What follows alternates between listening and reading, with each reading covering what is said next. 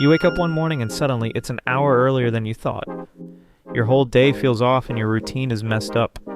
Daylight savings time has been a topic of debate for years. Twice a year we adjust our clocks, and every time the same question arises: why do we still do this? Well, this may soon be changing.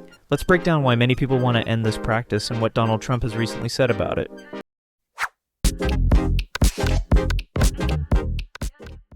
Essentially, we spring forward in the spring and fall back in the fall.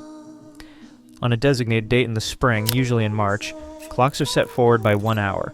For example, if it's 2 a.m., we move the clock to 3 a.m. This results in an hour less sleep but longer evening daylight. In the fall, usually in November, clocks are set back by 1 hour. For example, if it's 2 a.m., we move the clock back to 1 a.m.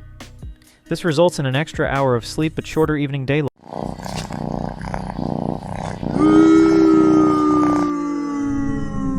The idea behind DST is to make better use of daylight during the longer days of summer.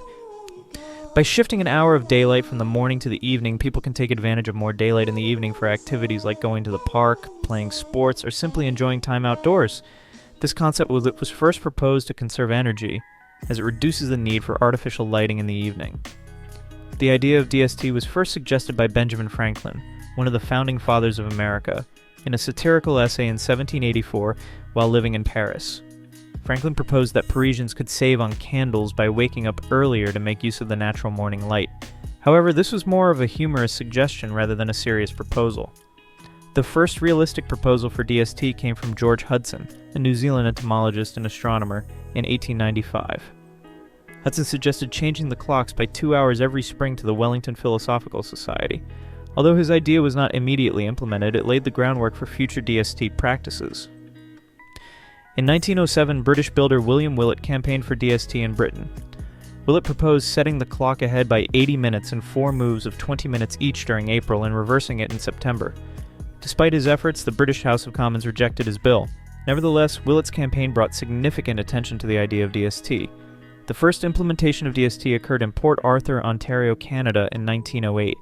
However, this was a local initiative and not a national policy. The concept of DST gained traction during World War I when several countries, including Germany and the United Kingdom, adopted DST to conserve fuel by reducing the need for artificial lighting. The United States followed suit in 1918, implementing DST as a wartime measure. After World War I, DST was repealed in many countries, including the United States, where it was seen as a temporary wartime measure. However, the idea of DST persisted, and in 1966, the Uniform Time Act was passed. This act standardized DST across the country, establishing uniform start and end dates for DST. Today, DST is observed in many countries around the world, although its implementation and duration vary.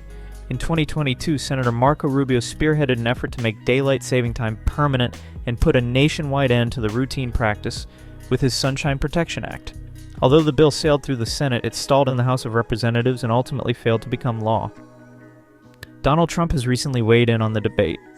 He announced that he wants to end daylight saving time, calling it inconvenient and very costly. Trump argues that the practice is outdated and that eliminating it would benefit the country. He has promised to push for legislation to make this change when he takes office. So how costly is his daylight saving time? In one study, it was calculated that the total economic cost of daylight saving time for the United States was $672 million annually as a result of the disruption of sleep patterns. This results in the higher healthcare costs for treating these conditions.